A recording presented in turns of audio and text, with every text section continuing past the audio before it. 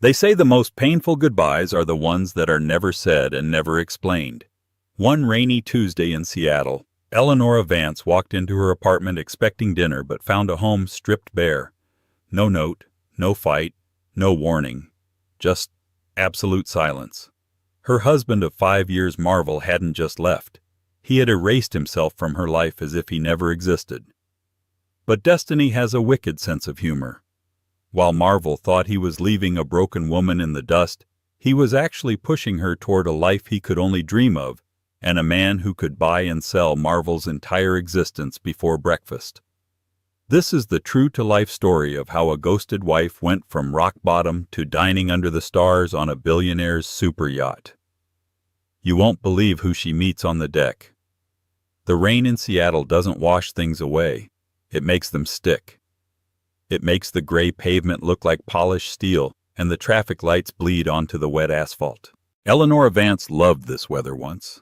She used to say it made the inside of their apartment feels like a fortress, a warm little bubble against the cold world. That Tuesday, the bubble popped. Eleanora turned the key in the lock of Unit 4B at the Kensington complex. It was 6:15 p.m. She was 15 minutes late because the subway had stalled near Pioneer Square, and she was already rehearsing her apology to Marvel. He hated it when she was late. He said it showed a lack of respect for his time, even though he worked from home, and she was the one commuting from a high-stress job as a junior logistics coordinator for a shipping firm. "Mark, I picked up that Thai basil chicken you like," she called out, shaking her umbrella in the hallway. The silence that answered her wasn't the quiet of an empty room. It was the heavy, suffocating vacuum of a tomb. She walked into the living room, and the bag of takeout slipped from her fingers, hitting the floor with a wet thud. The Thai curry spilled a jagged orange stain spreading across the hardwood, but Eleanora didn't look down. She couldn't look away from the wall. The 65-inch OLED TV was gone. The bracket was still there, looking like a skeletal rib cage on the beige paint. She spun around. The leather recliner Marvel's throne was gone. The bookshelf, usually overflowing with his collection of vintage vinyls and tech magazines, was empty. "Marvel?" Her voice cracked, sounding small and pathetic in the echoing room. She ran to the bedroom. It was a scene of surgical precision. Her clothes were still hanging in the closet untouched. Her nightstand was exactly as she left it, with her half-finished novel and a glass of water. But his side. It was scorched earth. His suits, his shoes, his watchbox, even the expensive orthopedic pillow he swore by, all gone. Panic, cold and sharp, spiked in her chest. Was it a robbery? A very specific targeted robbery that only took men's clothing and electronics. She grabbed her phone and dialed him. "The number you have dialed is no longer in service." She froze. She dialed again. Same automated voice. She opened WhatsApp. His profile picture, a photo of them in Cabo from 3 years ago, was gone, replaced by a gray silhouette.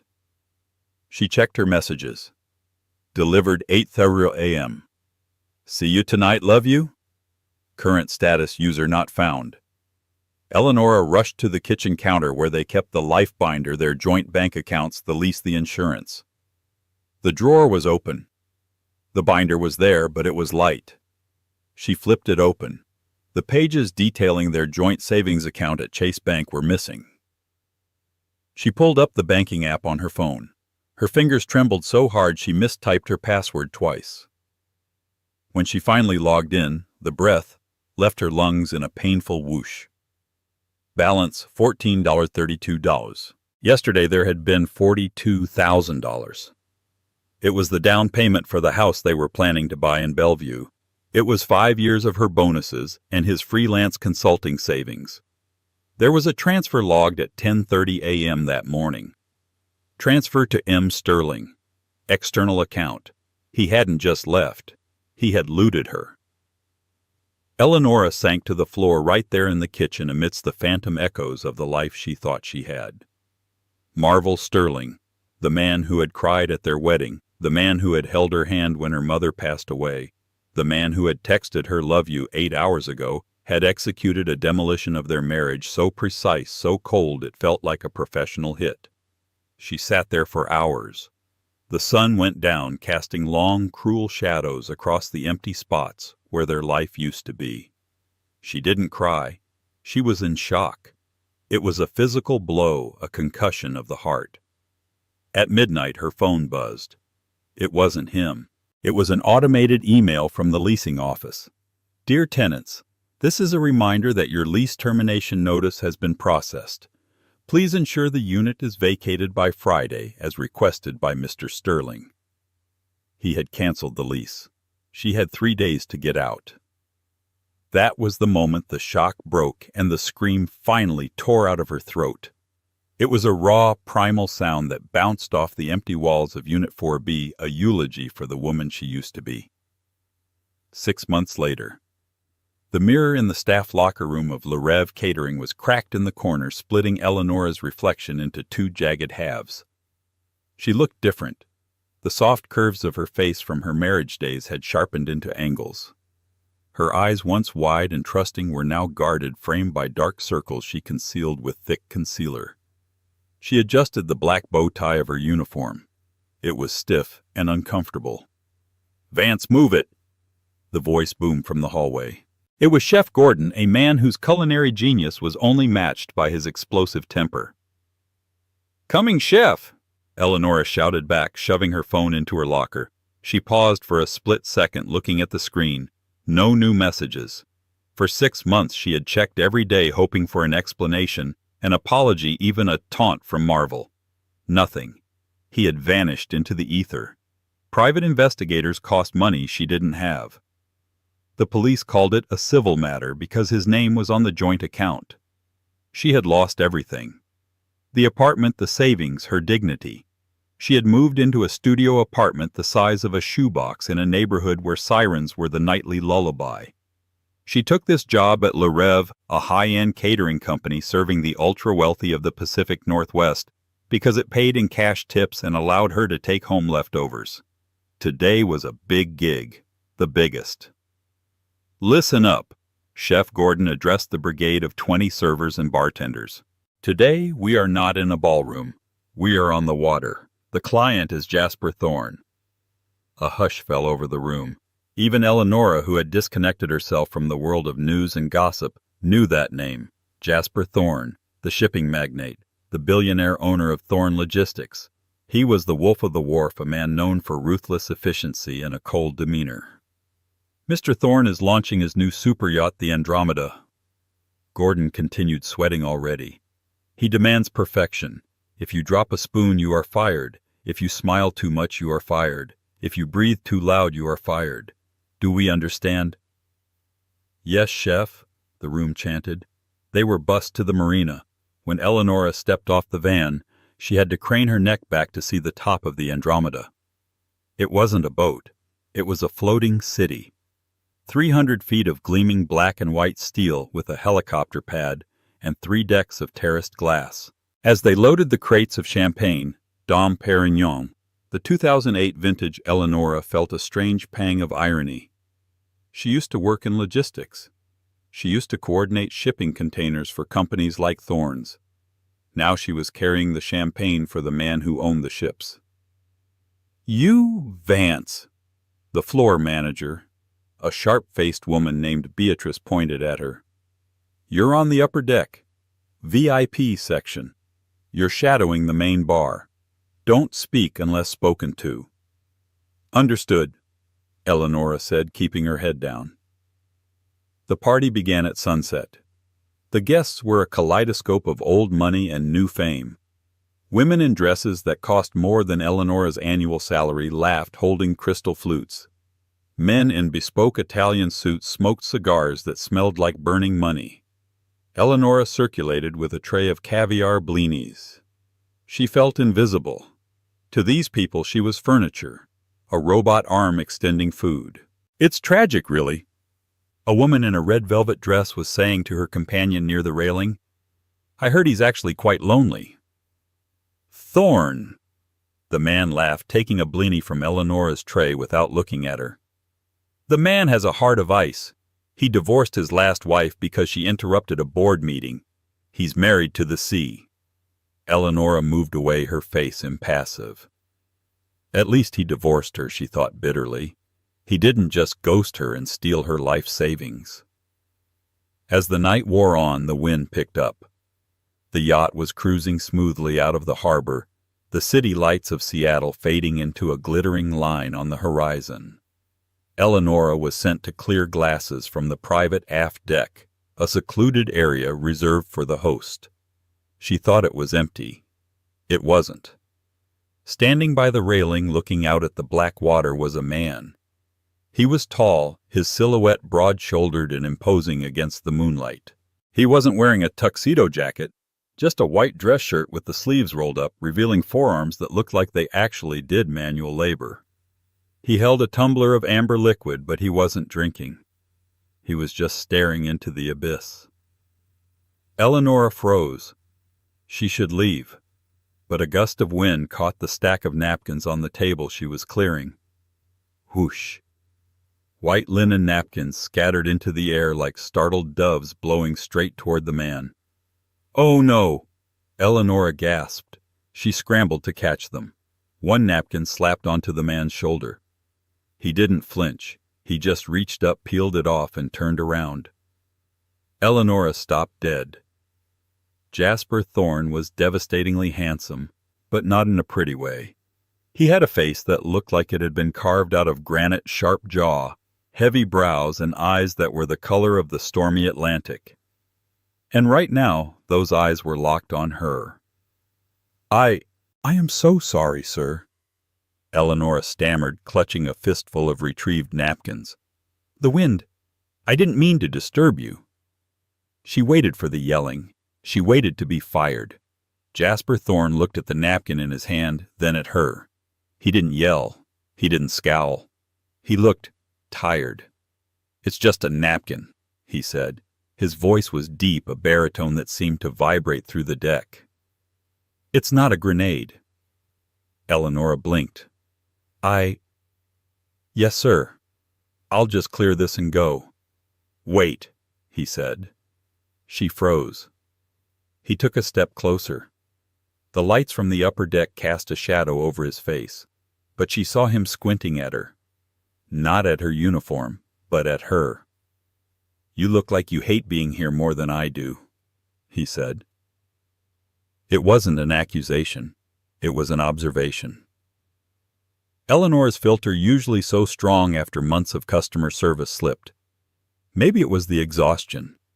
Maybe it was the memory of Marvel and the injustice of it all. "With all due respect, sir," she said, her voice steady, "I doubt that. You own the boat. I'm just cleaning up the mess." Silence stretched between them. Eleanor's heart hammered. Stupid, stupid, stupid. You just insulted a billionaire. Then the impossible happened. The corner of Jasper Thorne's mouth twitched upward. "Touché," he murmured. He gestured to the empty chair opposite him. "My date for the evening, a delightful countess from Luxembourg, decided she preferred the company of a vodka bottle downstairs. I am currently dining alone." He looked at the table set for two with elaborate silver cloches that remained covered.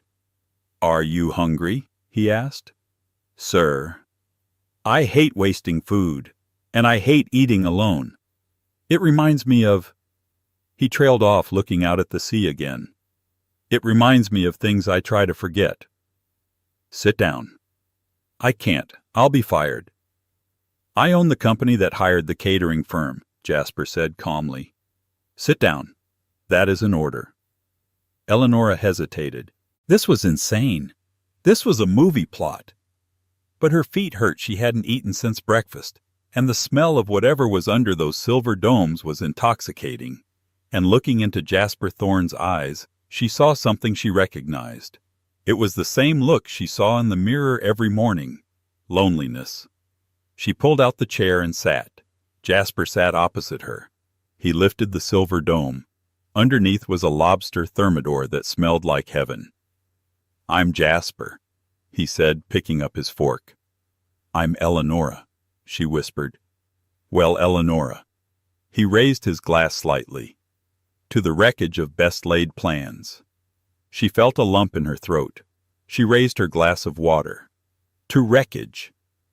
As they began to eat under the canopy of a billion stars, far away from the city that had chewed her up and spit her out, Eleonora had no idea that her life had just pivoted again. Nor did she know that back on the shore, a man named Marvel Sterling had just run out of money and was beginning to wonder where his ex-wife had gone. The lobster was cold, but Eleonora didn't notice. She was too busy dissecting the supply chain inefficiencies of Thorne Logistics to the man who owned it. It had started innocently enough. Jasper had asked what she did before catering. When she mentioned she was a logistics coordinator for a mid-level shipping firm, he had scoffed. Not at her, but at the firm. "They are dinosaurs," Jasper said, pouring her a glass of vintage Pinot Noir.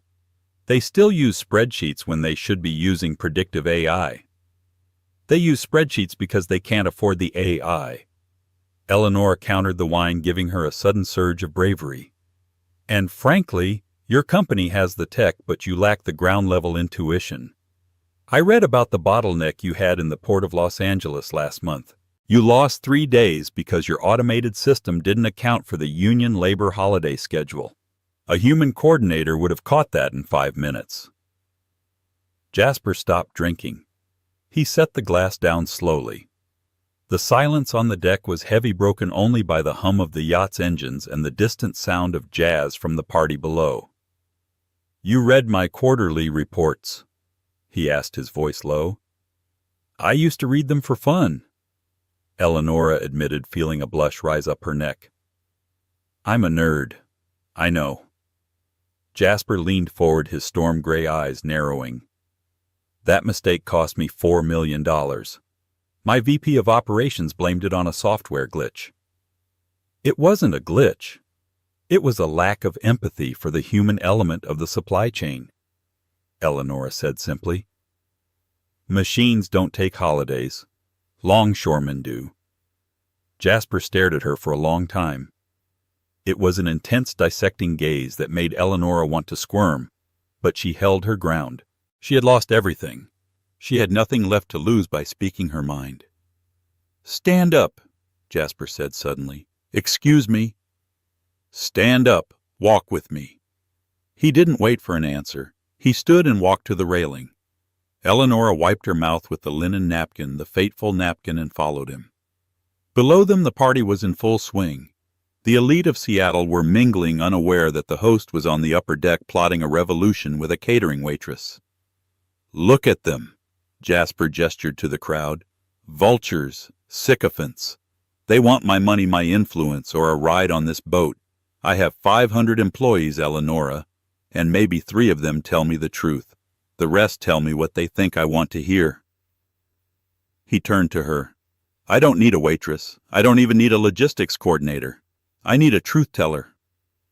He reached into his pocket and pulled out a sleek black titanium card. He held it out to her. "I am offering you a job, effective immediately." Eleonora laughed nervously. "Mr. Thorne, I'm wearing a polyester bow tie. I have $14 in my bank account. I can't just—" "Title Executive Consultant for Special Operations," Jasper interrupted. "Salary $15,000 a month plus housing allowance plus a wardrobe stipend. Your first assignment is to fix the mess in my Singapore distribution hub. We leave in 2 days." Eleonora's breath caught in her throat. The numbers he was throwing around were life-changing. It was a lifeline thrown to a drowning woman, but the scars from Marvel were still fresh. "Why?" she asked, her voice trembling. "You don't know me. I could be crazy. I could be a corporate spy. You caught a napkin to save my solitude," Jasper said, a ghost of a smile touching his lips. "And you critiqued my business model while eating my lobster. My gut has never been wrong about business, and right now my gut says you are the asset I've been missing." He stepped closer. The scent of him sea salt, expensive scotch, and sandalwood was overwhelming. "But there is a condition," he added. Eleonora stiffened. "There always is. The media portrays me as a cold-hearted machine. It's bad for stock prices. I need to appear humanized. You will travel with me. You will work for me. But publicly, you will be seen as my companion. We attend dinners together. We are photographed together. No touching required, just presence. A fake relationship, Eleonora asked, skepticism dripping from her voice. A mutually beneficial alliance, he corrected. You get your career back on steroids. You get financial independence. I get a brilliant strategist and a shield against the tabloids. He pressed the card into her hand. It was warm from his touch. You have until we dock at 6 a.m. to decide. If you say no, you go back to passing trays. If you say yes, your life changes tonight. Jasper turned and walked back into the shadows of the yacht, leaving Eleonora standing alone under the stars, the black card heavy in her hand. She looked down at the party below. She saw Beatrice, the floor manager, yelling at a busboy. She thought of her empty studio apartment. She thought of Marvel, who had treated her like a disposable accessory. She looked at the card. Thorn Logistics. Eleonora Vance didn't just want to survive anymore. She wanted to conquer. She walked to the edge of the deck, unclipped her bow tie, and threw it into the ocean. 3,000 miles away in a motel room in Reno, Nevada that smelled of stale cigarettes and despair, Marvel Sterling was waking up to a nightmare. The room was dim-lit only by the flickering light of the TV. Marvel sat on the edge of the sagging mattress, his head in his hands. He looked nothing like the polished, handsome man who had walked out of the Seattle apartment 6 months ago. His hair was greasy, his face unshaven, and his eyes were bloodshot and frantic. He had left Eleonora for a sure thing, a cryptocurrency startup run by an old college friend. Marvel had taken everything: the house fund, the savings, the emergency cash. He had invested $42,000, convinced he would turn it into $4 million in a month. He was going to be rich. He was going to be free of his boring wife and his boring life. The startup was a rug pull. The friend vanished to the Cayman Islands 2 weeks after Marvel arrived in Nevada. The money was gone. All of it. For the last 5 months, Marvel had been chasing losses at the blackjack tables, convinced his luck would turn. It hadn't. He was now down to his last $200, and he owed $15,000 to a loan shark named Knuckles, who didn't appreciate late payments. Stupid, Marvel muttered, hitting his forehead with the heel of his hand. Stupid, stupid. He grabbed the remote and turned up the volume on the TV to drown out the sound of his own panic. It was an entertainment news channel, Celebrity Scoop. And in shocking billionaire news, the perky blonde host announced, the Ice King of Seattle, Jasper Thorne, has apparently melted. Marvel wasn't paying attention. He was looking for his lighter. Thorne was spotted docking in Singapore this morning with a stunning mystery woman by his side. Sources say she's been living on his yacht, the Andromeda, and traveling with him for weeks. Marvel flicked his lighter. It sparked but didn't catch. He cursed. We have exclusive photos of the couple disembarking at Marina Bay Sands. Marvel looked up at the screen. The lighter fell from his hand. On the screen was a grainy but unmistakable paparazzi shot. Jasper Thorne, looking sharp in a linen suit, was walking down a gangplank. Next to him, wearing a white sundress and oversized sunglasses, looking like a classic movie star, was a woman. Marvel knew that walk. He knew the way she tilted her head when she was listening. He knew the small scar on her left elbow, visible even in the photo. "Eleonora," he wheezed. He scrambled off the bed and moved closer to the TV, his nose almost touching the dusty screen. The banner at the bottom read, "Who is Thorne's new mystery love?" "No way," Marvel whispered. A laugh bubbled up in his throat, hysterical and jagged. No freaking way. His boring, safe, predictable wife. The woman who clipped coupons and worried about the electric bill. She was dating Jasper Thorne. The man was worth $20 billion. Marvel sat back on his heels, his mind racing. The panic began to recede, replaced by a cold, calculating opportunism. He remembered the day he left. He had been in such a rush to get to the bank, such a rush to erase her, that he had cut corners. He had filled out the divorce papers online. He had forged her signature on the uncontested documents. But Did he ever pay the court filing fee? He scrambled for his backpack, dumping its contents onto the floor. Dirty laundry, empty nip bottles, and a crumpled manila envelope. He tore the envelope open. There were the papers, the judgment of dissolution. Stamped on the top right corner in red ink, rejected. Insufficient funds. The check he had written to the court had bounced because he had already transferred the money to the crypto scam. Marvel stared at the stamp. A slow, predatory grin spread across his face. They weren't divorced. Legally, Eleanor Vance was still Eleanor Sterling, which meant that technically whatever she had acquired in the last 6 months, gifts, jewelry, cash from her billionaire boyfriend, was marital property. And more importantly, a billionaire like Jasper Thorne would pay a lot of money to avoid a scandal. Imagine the headlines: billionaire dating married woman. Adultery scandal. Rocks. Thorne logistics. Marvel reached for his phone. He dialed a number he hadn't called in months. "Hey, it's Marvel," he said into the receiver, his voice regaining its old, smooth confidence. "No, don't hang up. I have the money. I have way more than the money, Knuckles. I just need a small loan for a plane ticket to Singapore. I'm going to go pick up my wife." He looked back at the TV where Eleanor's face was frozen in a smile he hadn't seen in years. "Honey," he whispered to the screen, "Daddy's coming home." Singapore was a humid, neon-lit fever dream, and Eleanor Vance was running the show. It had been 3 weeks since she boarded the Andromeda. In that time, she hadn't just survived, she had evolved.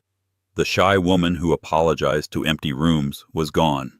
In her place was a woman who walked into the Thorne Logistics Asia hub in a tailored cream pantsuit and silenced a room of 20 shouting floor managers with a single raised hand. "The problem isn't the software," Eleanor said, pointing to the holographic map of the shipping lanes projected on the wall. "It's the shift handover. You're losing 4 hours of productivity because the morning crew and the night crew aren't talking. They're just passing the baton in the dark." The regional director, a stiff man named Miller, crossed his arms. "And what do you suggest, Ms. Vance, a tea party? A 15-minute overlap period with mandatory briefing." Eleanor countered, her voice crisp. "Paid. It costs you $2,000 a week in wages, but it saves you $200,000 in lost efficiency. Do the math, Miller." From the back of the room, Jasper Thorne watched, leaning against the glass wall. He wasn't looking at the map. He was looking at her. He had seen her take apart complex problems with a surgical grace that aroused his intellect as much as her presence was beginning to arouse other things. That night they celebrated. The efficiency numbers were up 15% in just a week. The stock price had jumped. The media loved the mystery woman narrative, calling Eleonora the brain behind the billionaire. They dined at a private rooftop table overlooking the gardens by the bay. The super trees glowed purple and gold in the distance. "You were terrifying today," Jasper said, swirling his whiskey. Miller looked like he wanted to cry. Eleonora laughed, the sound light and genuine. "He needed a reality check. He treats his workers like cogs. You can't build an empire on the backs of people who hate you, Jasper." "I built one," Jasper said darkly. "And you're alone on a boat." Eleonora shot back, then immediately covered her mouth. "I'm sorry, I didn't mean—" "No." Jasper reached across the table, his hand covering hers. His skin was warm, his grip firm. "You're right. I am alone. Or, I was." The air between them shifted. The ambient noise of the city seemed to fade away. Eleonora looked down at his hand on hers, her heart doing a traitorous double flip. This was part of the deal, right? Public affection. But there were no cameras here. No paparazzi.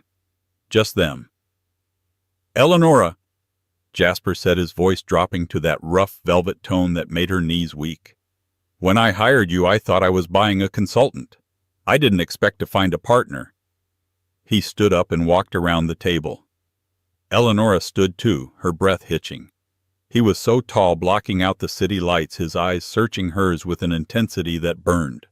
"Tell me to stop," he whispered, leaning in. "Don't," she breathed.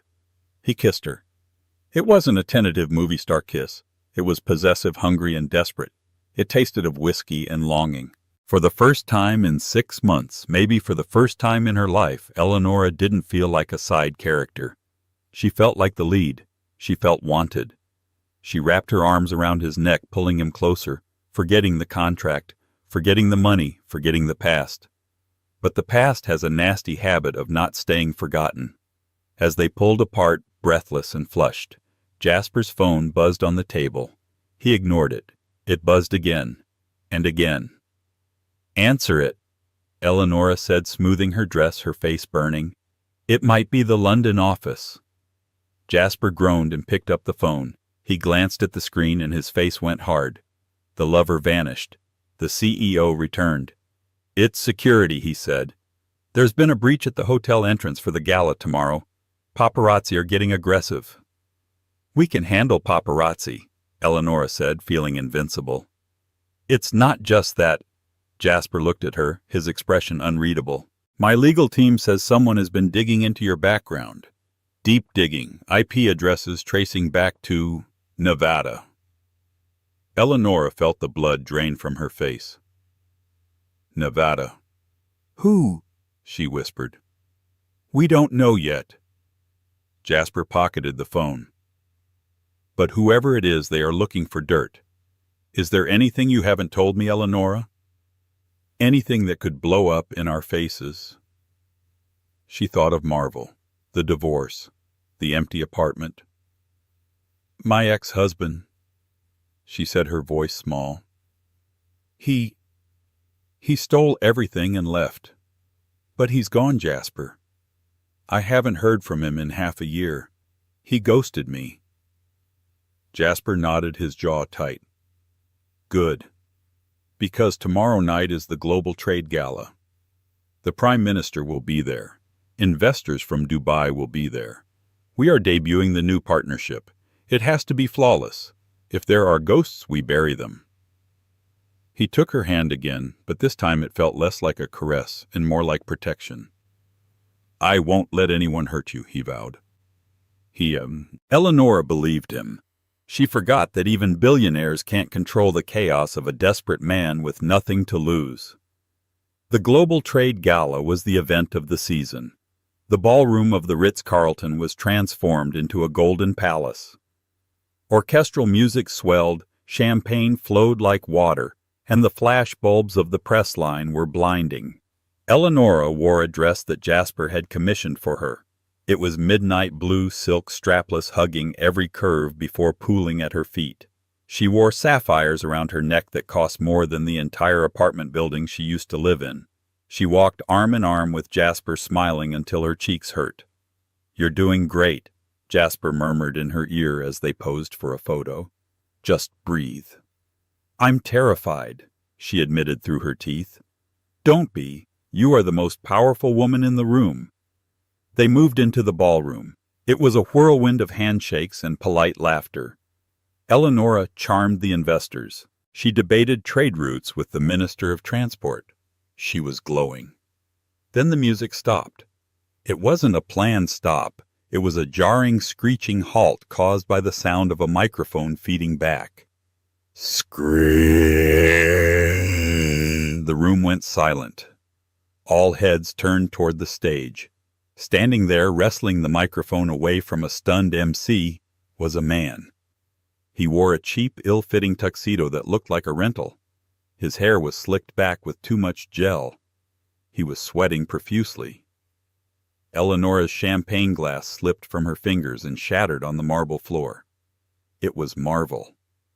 "Ladies and gentlemen!" Marvel bellowed, his voice slurring slightly. He was drunk. "So sorry to interrupt this fancy little party." Security guards were moving in from the sides, but Marvel held up a hand. "Don't touch me. I have a right to be here. I'm family." He scanned the crowd, his eyes wild until they locked on Eleonora. A cruel, triumphant grin split his face. "There she is." Marvel pointed a shaking finger at her. The crowd parted, leaving Eleonora and Jasper isolated in the center of the room like targets in a shooting gallery. "Eleonora," Marvel shouted. My beautiful, loving wife." A collective gasp went through the room. Whispers hissed like steam. Wife Jasper went rigid beside her. "Eleonora," he said, his voice dangerously low. "What is he talking about?" I don't know," Eleonora stammered, shaking. "We're divorced. He left me." "Divorced!" Marvel laughed into the microphone. It was a hideous sound. "Is that what she told you, Mr. Billionaire? Did she tell you she's a free woman?" Marvel reached into his jacket pocket and pulled out a crumpled piece of paper. He waved it in the air. "This is a letter from the King County Court," Marvel announced. "Dated last week. Rejection of dissolution due to non-payment. We aren't divorced, Ellie. You're still Mrs. Marvel Sterling." He jumped down from the stage and staggered toward them. The security guards looked to Jasper for a command, but Jasper was frozen, staring at Eleonora. "You told me you were divorced," Jasper said. The warmth was gone from his eyes, replaced by the icy Atlantic stare she had met on the yacht. "I thought I was—" Eleonora cried, tears welling up. "He filed the papers. He left me, I didn't know." Marvel reached them. He ignored Jasper and leered at Eleonora. "I saw you on TV, babe," Marvel sneered. "Living the high life. Spending my money, technically half of what you earn is mine. That's the law in Washington State." He turned to Jasper, his expression shifting to mock sympathy. "And you," Marvel poked Jasper in the chest, "you're sleeping with a married woman. Tisk, tisk. Bad for business, isn't it, unless—" Marvel rubbed his thumb and forefinger together. "The universal sign for pay me. Unless we can come to an arrangement." The room was deadly silent. Hundreds of phones were recording. The scandal was already uploading to the cloud. Billionaire caught in adultery triangle. The gold digger wife. Eleonora felt like the floor was opening up. She looked at Jasper, begging him to understand, to see the truth. "Jasper, please," she whispered. "I didn't know." Jasper looked at Marvel, then at Eleonora. He looked at the cameras circling them like sharks. He saw his stock price plummeting in his mind. He saw his reputation shattering. He had trusted her to be the truth-teller, and now the biggest lie of all was standing in front of him. He pulled his arm away from Eleonora. "Escort Mr. Sterling out," Jasper said to the head of security, his voice void of emotion. "And her?" the guard asked, nodding at Eleonora. Jasper didn't look at her. He fixed his gaze on the wall behind her. "Escort her out, too." "Jasper," Eleonora gasped, reaching for him. "You lied to me," he said, stepping back. "The one thing I asked was for no surprises. Get out." "But I have nowhere to go." "You have your husband," Jasper said coldly. "Go discuss your finances with him." He turned his back on her and walked away into the crowd. Security grabbed Eleonora's arm. Flashbulbs exploded in her face. Marvel was laughing as he was dragged out one exit, and Eleonora was dragged out the other, sobbing into the midnight blue silk that suddenly felt like a shroud. She was back at rock bottom. But this time the fall was from a much greater height. The humidity of Singapore felt different when you were wearing a $50,000 gown sitting on a curb outside a 7-Eleven at 2:00 a.m. Eleonora had used the emergency cash hidden in her phone case to buy a bottle of water and a prepaid SIM card, having ditched the company phone Jasper had given her. She was done crying. The salt on her cheeks had dried into a tight mask of fury. She replayed the last 6 months. Marvel hadn't just broken her heart. He had systematically dismantled her existence for pocket change. And Jasper, who preached about seeing the truth, had been blinded by the first flashbulb of scandal. He hadn't even let her speak. He had treated her like a defective shipment returned to sender.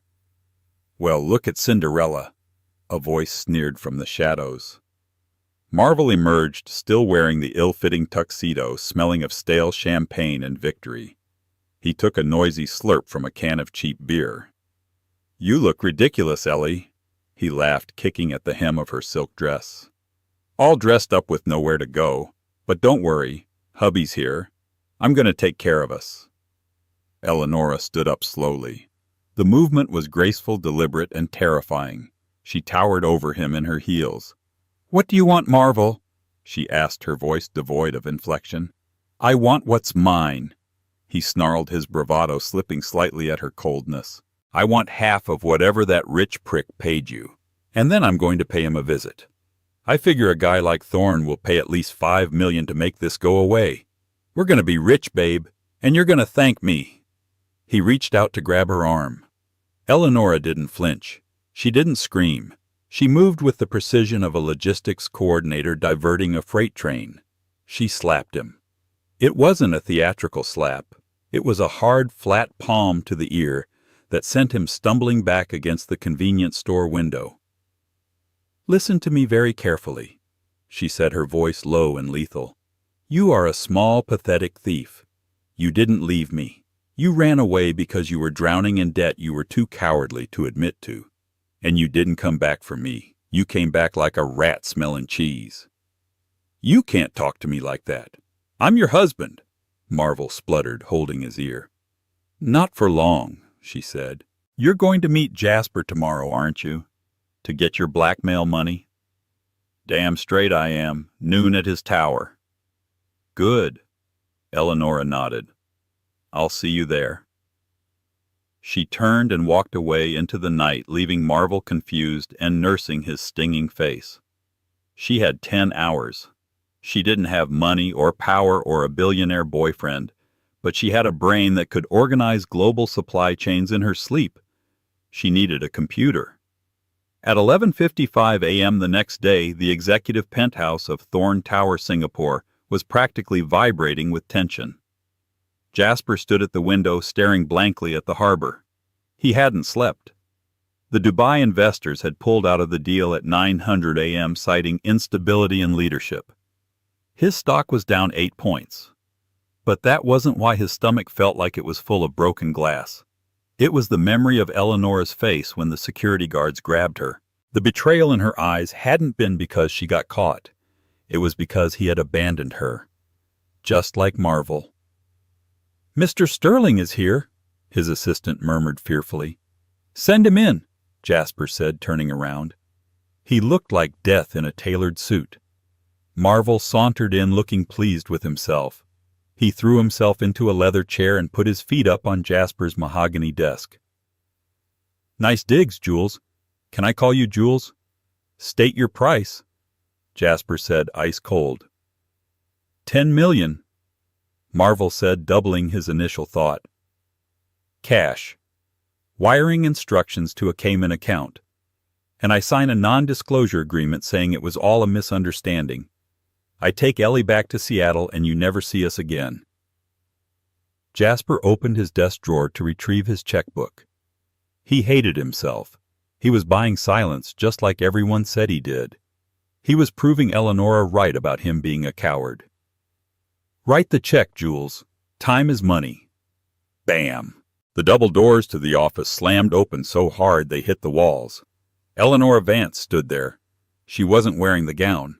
She was wearing jeans and a t-shirt she'd bought at a market, her hair tied back in a severe ponytail. She looked tired, fierce, and utterly unstoppable. "Don't you dare write that check, Jasper," she commanded. Marvel jumped up. "How the hell did you get in here, security?" "I redesigned their perimeter shift protocols 3 weeks ago," Eleonora said dryly, walking past him to the center of the room. "I know the gaps." She slammed a manila folder onto Jasper's desk. "What is this?" Jasper asked, looking at her, really looking at her for the first time since the gala. "The truth," Eleonora said. "You wanted a truth teller. Here it is." She opened the folder. "Exhibit A." She pointed to a printout. "My bank statement from 6 months ago. Shows Marvel withdrew $42,000. And then tried to wire it to a known crypto scam wallet. That's theft." "It was a joint account," Marvel yelled. "Exhibit B." Eleonora flipped the page. It was a blown-up image of a document. "The initial divorce petition you filed online 6 months ago. The one that bounced." She pointed to the signature line at the bottom. "Eleonora Vance Sterling." "That is not my signature," Eleonora said clearly. Marvel forged it to expedite the process so he could leave town before I got home. Forging a signature on a court document is a felony. It's fraud. Marvel turned pale. You can't prove that. I can, because I was at work at 2:14 p.m. when this was digitally signed from our home IP address. My building security logs prove it. She turned to Jasper, her eyes blazing. I didn't know we weren't divorced, Jasper, because this man is a liar and a criminal who was too cheap to pay the filing fee after stealing my life savings. I was the victim here. And you, her voice cracked slightly, you didn't even ask. You just threw me away. Jasper looked at the documents. The proof was irrefutable. He looked at Marvel, who was sweating through his cheap suit. Then he looked at Eleonora. He saw the strength, the intelligence, the integrity that he had fallen for on the deck of his yacht. He had made the biggest mistake of his business and personal life. Jasper pressed a button on his desk phone. Security, send up the police. We have a trespasser who has confessed to fraud and extortion. Marvel bolted for the door. He didn't make it 3 steps before 2 massive security guards blocked his path.